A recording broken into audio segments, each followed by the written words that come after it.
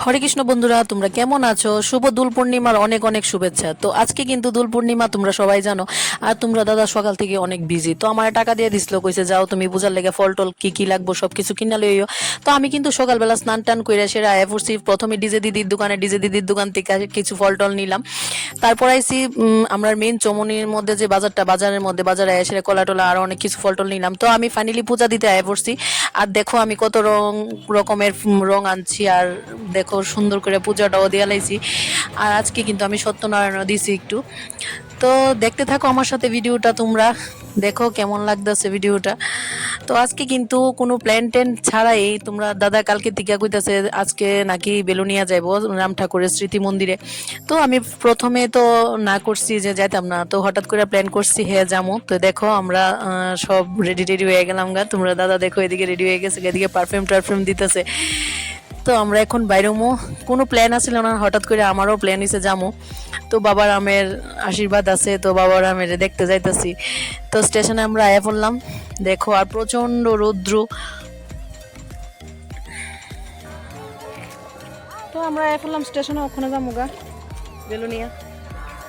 তো দেখতে থাকো আমার সাথে ব্লগটা, অনেক গরম। পাইছো নি বনো জায়গা?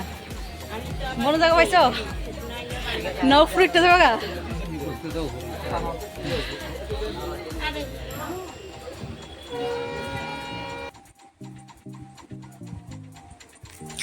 তো ফাইনালি দেখো ট্রেনে আমরা বইয়া গেছি গা। তো সিট পাইছি ইডি ভাগ্যটাওয়ালা, মানে স্বপ্ন ভাবতে পারছি না যে সিট পাবো। আর এত ভিড় আসিল, মানে প্রচুর ভিড় আসিল।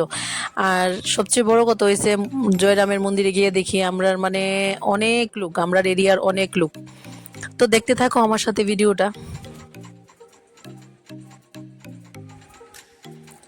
তো আতিশ কিন্তু মানে 2 ঘন্টার রাস্তা, তো আতিশ কিন্তু উপরেটা ঘুমাই গেছিল গা। তো এখন আমরা নাইমা যাবো গা বেলোনিয়া স্টেশনে। তো ফাইনালি আমরা বেলোনিয়া স্টেশনে আয় পড়ছি।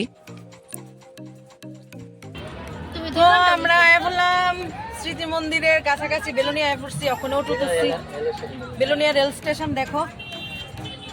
তো ফাইনালি বাবা রামের দর্শন করতাম আয় পড়লাম আমি, অপূর্বা, তোমরা দাদা দেখতে থাকো। আর আতিশা আছে, আমরা চলে এসেছি। তো অটোর থেকে নাইমা কিন্তু কিছু মানে অল্প একটু সময় হাঁটতে যাইতে লাগে, কারণ এই জায়গাটা বন্ধ করে রাখছে মানুষ আসা যাওয়ার লেগে। তো হাঁটতে হাঁটতে একটু সামনে গেছি, পরে আমরা পাড়ার ওই একজন পরিচিত দুজনের পাইলেছি। তারা এখানে মানে তারা সকাল 10টা ট্রেনে আইছে, প্রসাদ টসাদ খাইছে, ঘোরাঘুরি করছে। তো তারা দুজনে এখানে বইয়া রেস্ট করতেছে, তো তার সাথে একটু কথা কইলাম।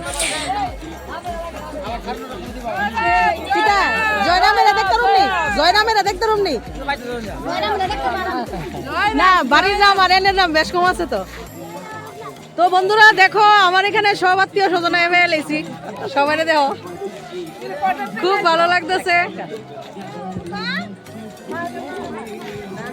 তো তোমরা দেখতেই পারছো আমরা পাড়ার কাকু কাকিমুনি অনেকেই আছিল জয়রামের উৎসবে। কিন্তু আমরা পাড়ার থেকে অনেক মানুষ, প্রায় কম হইলো 50-60 জনের মতো মানুষ গেছে আমরা পাড়ারই। ভালো আছো নি বেশি? মানে আমরা গুরু ভাই বোন যারা আছি আমরা সবাই কিন্তু মানে জয়রামের এই উৎসবে গেছি। তো প্রত্যেক বছরই কিন্তু আমরা সবাই যাই, মানে আমি বিগত 2 বছর ধরে যাই না, এবার আবার গেছি। তো খুবই ভালো লাগতেছে মেলার মধ্যে গিয়ে, সেরা মানে পরিচিত অনেক মানুষের সাথে দেখা হয়েছে, খুবই ভালো লাগতেছে। তো তোমরাও দেখো আমার সাথে ভিডিওটা। থাক জয়রামের আগে দর্শন করি।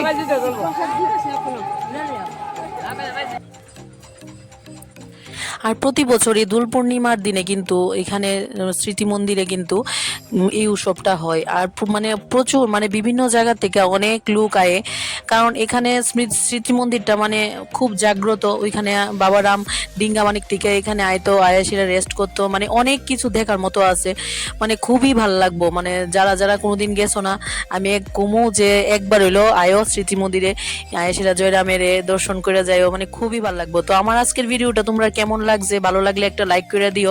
আর বাকি ভিডিওটা আমি কালকে দিমু, আজকের ভিডিওটা আমি এখানেই শেষ করতেছি। ভালো লাগলে একটা লাইক করে দিও। তো ভিডিওটা আমি এখানেই শেষ করতেছি। টাটা বাই বাই, ভালো থাকবে সবাই।